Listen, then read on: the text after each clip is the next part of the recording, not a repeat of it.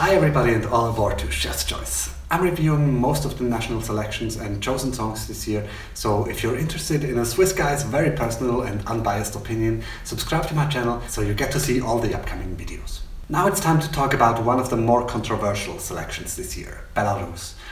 Out of initially 11 acts, only 10 remain since Sofia Lapina withdrew as a protest against an alleged rule break by Alekseev, whose song is just a shortened English translation of a Russian song that he performed many times but not published before September 2017. The official rules are quite clear that songs for the contest must not be published or performed in front of an audience before the deadline.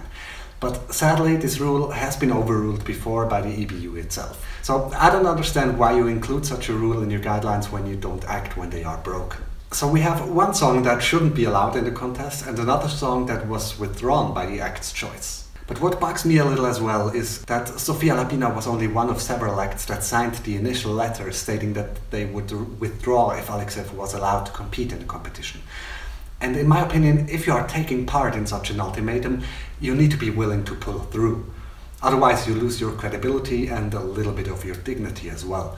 So long story short, we had 11 contestants, one is already gone, one has a song that shouldn't be allowed, and 6 other acts took part in the ultimatum and have already lost a lot of points for not following through in my book. And the 3 acts that are left were on the bottom of my list anyway.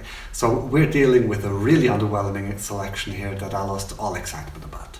And even without all this controversy, I can't see any of the acts qualifying for the grand final in Lisbon anyway. The only song and performance that I would like to see how it is refined over the course until May is Deja Vu by Kirill Good. It's by far not perfect, but I see potential in it because he's confident on stage and the song is okay. So they should be able to push this further and make a solid performance in Lisbon.